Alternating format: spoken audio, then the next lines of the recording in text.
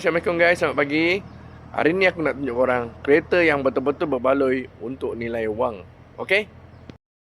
Okey, korang tengok grill depan dia yang garang. Kemudian lampu LED, ada fog lamp. Okey. Sport rim 17 inci dan tengok yang paling special sekali ground clearance dia tinggi tau, 22 cm daripada tanah. Ya, ini yang menyebabkan kalau ada banjir-banjir sikit, jalan-jalan rosak ke apa, tak ada masalah untuk kita redah. Alright. 7-seater SUV 7-seater SUV. Tunjuk bentuk dia dulu. Cantik lah. Ada dia pakai shark fin antena. Kemudian atas bumbung ada roof rail. Alright. Okay, belakang memang cantik Okay, ni enjin dia Enjin dia 1.5 DOHC dual VVTi. 1.5 DOHC dual VVTi yang menghasilkan 105 horsepower dan 136 Nm torque. Okay. Okay. Enjin ni EEV tau Dia punya jimat bahan api dia boleh sehingga 15.6 km per liter. SUV yang paling jimat. Okay. Arus ni keyless entry Asalkan kunci ada dengan kita, kita boleh buka kereta ni. Kunci buah poket ke apa, kita boleh buka. Just tekan sini dan buka. Okay, jom kita tengok dalam.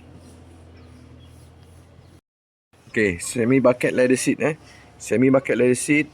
Kemudian ada 7-seater 3 baris kerusi, nampak?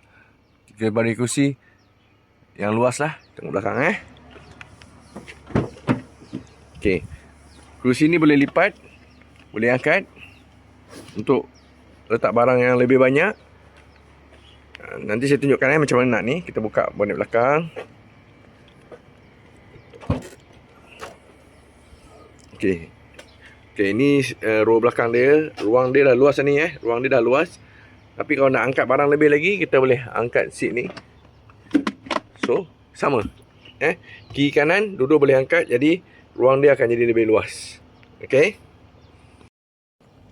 Okay, dari sebelah sini tengok. Okay, ruang kaki untuk baris tengah dan ruang kaki untuk baris belakang. Tak kecil Orang dewasa pun boleh duduk sebenarnya. Selesa sangat. Fully leather seat tau. Fully leather seat sampai ke belakang. Okay. Okay, jom kita masuk. Kita masuk dalam Okay.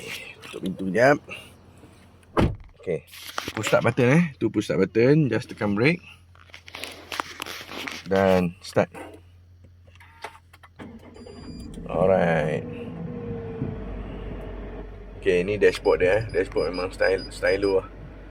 Dia ada line chrome dekat dia punya door trim. Kemudian dashboard dia pun ada line chrome yang menyebabkan dia nampak lebih elegan lah Kemudian multi-function steering ada control audio semua dekat steering ni. Okay. Yang ni dia punya radio siap dengan reverse cam. Siap dengan reverse cam. Nampak? Ni reverse cam dia. Okay. Yang ni aircon panel.